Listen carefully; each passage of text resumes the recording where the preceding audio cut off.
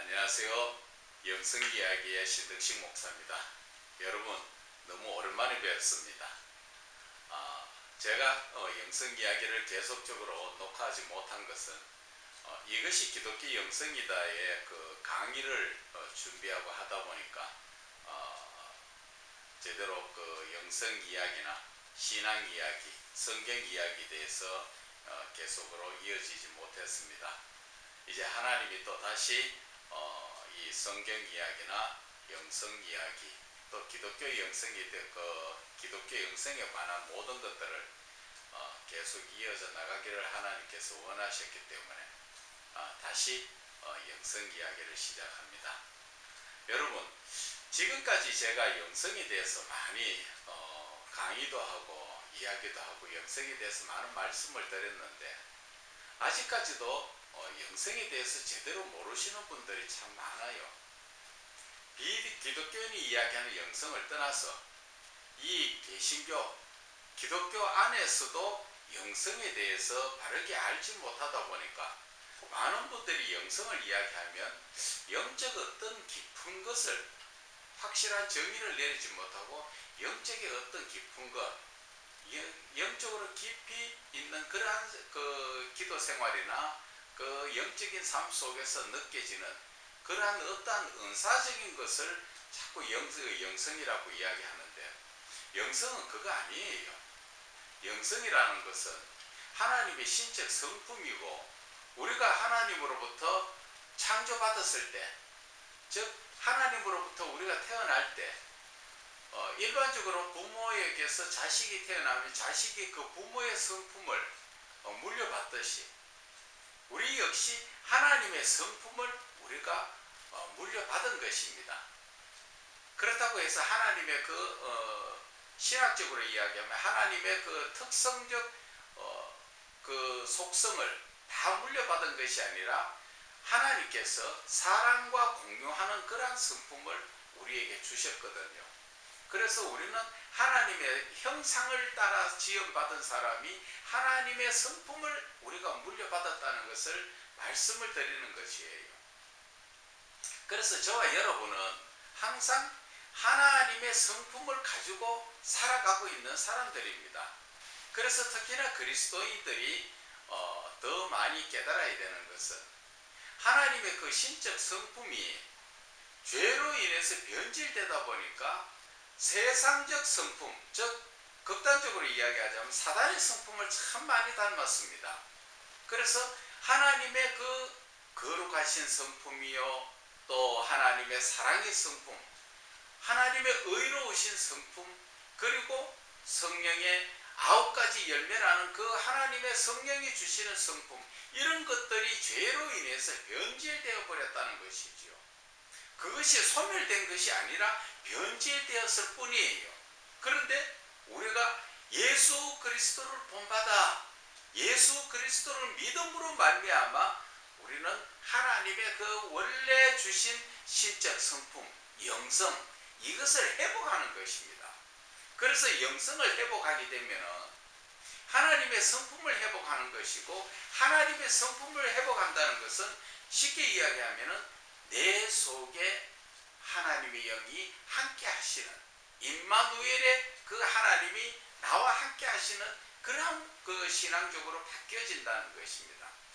그래서 이 영성을 알고 영성을 회복하면 신앙적 삶에서 영적인 부분이 열려지기 때문에 참 재밌고 또 깊이 있고 하나님과 교통교제를 나눌 수 있는 그러한 모든 것들이 이루어지기 때문에, 그래서 저는 영성을 여러분들에게 강조를 하는 거예요.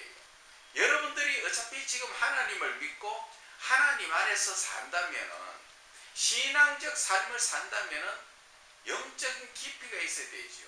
우리가 성경에서 말씀드리는 그 하나님, 살아계신 하나님을 저와 여러분은 만나야 됩니다. 그 살아계신 하나님을 만남으로써 우리는 교제를 이룰 수가 있지요. 어떤 무지한 사람은 이야기합니다. 하나님을 어떻게 만나서 직접적으로 교제를 할 수 있느냐, 이런 얘기를 하는데 성경에 보세요. 주의 제자들이나 누구든지 다 하나님과 만나가지고 교제를 이루지요. 그래서 성경 마태복음 7장 21절의 말씀도 그렇잖아요. 주여 주여 하는 자마다 다 천국 갈 것이 아니라 하늘에 계신 내 아버지의 뜻대로 행하는 자가 천국 간다고 이야기했죠. 그러면 하늘에 계신 내 아버지의 뜻을 어떻게 아느냐는 것이죠. 그것은 하나님을 직접적으로 만나고 그 하나님과 교제를 이룸으로써 하나님의 뜻을 내가 깨달을 수 있는 거예요. 그것이 바로 영성의 강점이라고 이야기 드립니다. 바로 내가 하나님의 신적 성품을 회복하면 바로 내 속에 하나님이 바로 함께 하시거든요.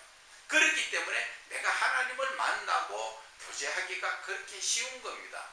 그런데 많은 분들이 목회자나 지금 하나님을 믿고 있다는 그 성도분들도 하나님 만나는 것을 아주 어려워하고 힘들어하죠. 그거 아니에요. 하나님은 사랑이라 그러셨잖아요. 항상 나와 함께 하시는 하나님. 내가 이 세상을 살아가면서 내 나름대로는 죄를 안 범할 수도 없지요.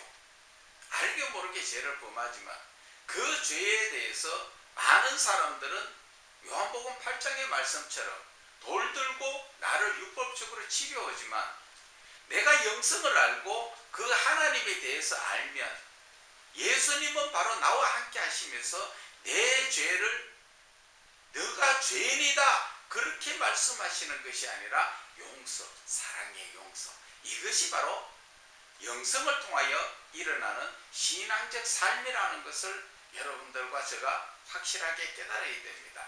그래서 이 신앙적 삶을 바르게 살기 위해서는 영성이 어려운 거 아니에요. 그렇기 때문에 여러분들에게 말씀드리는 이 영성, 하나님의 성품을 내가 죄로부터 회복하고 하나님과의 관계성에서 내가 그 영성을 알고 하나님의 성품을 알고 하나님과 관계성을 이루어가면 쉽게 하나님과 가까워지는 거예요. 그래서 제가 계속적으로 영성을 부르짖고 있습니다. 그러나 이 시대는 영성 전문 사역자가 없습니다. 지금 교회에서도 교계나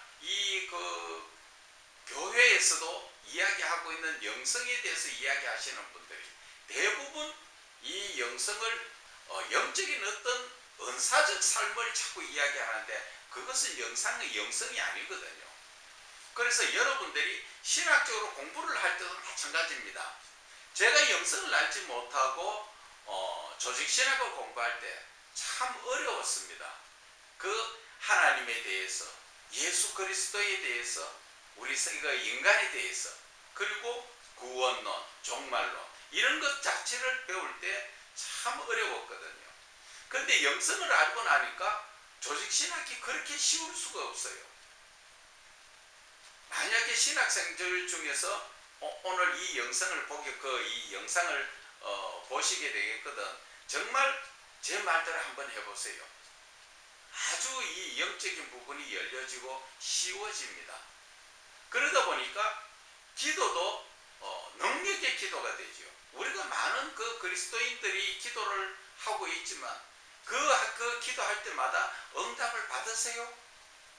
그런데 영성을 알고 기도를 하면은 항상 하나님이 나와 함께 하시기 때문에 신기한 거는 하나님 이것 주세요 저것 주세요가 아니라 내가 이것이 필요한데 생각만 해도 하나님은 응답하신다는 거 여러분 아십니까?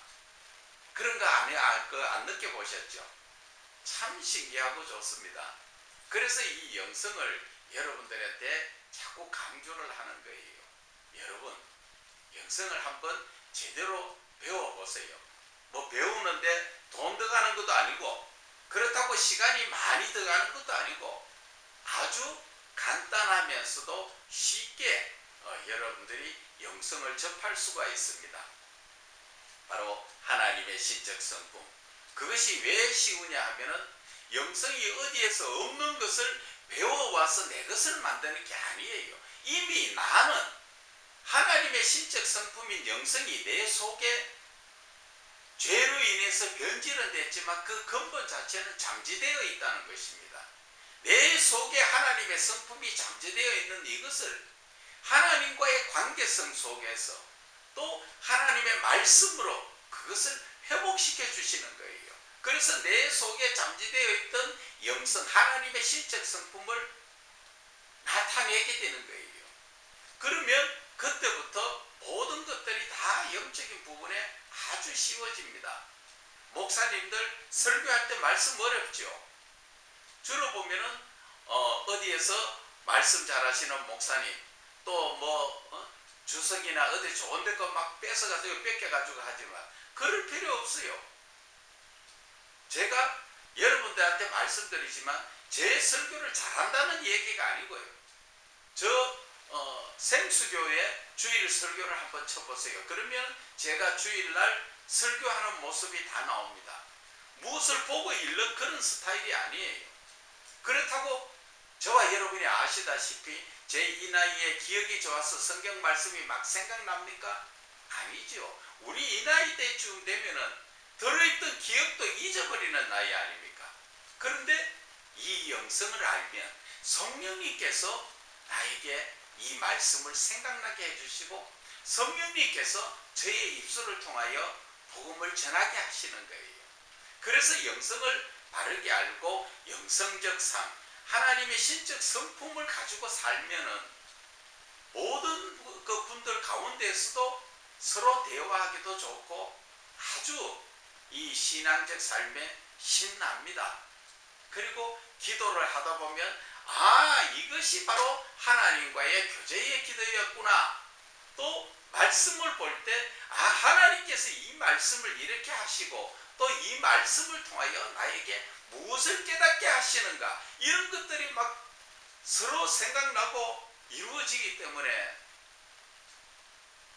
그 예수님 말씀처럼 사람이 떡으로만 사는 것이 아니라 하나님 입에서 나오는 모든 말씀으로 산다는 말씀처럼 밥을 안 먹어도 배가 부르고 하나님의 말씀만 읽어도 그저 기분 좋고 세상에 배고픈 것도 모릅니다.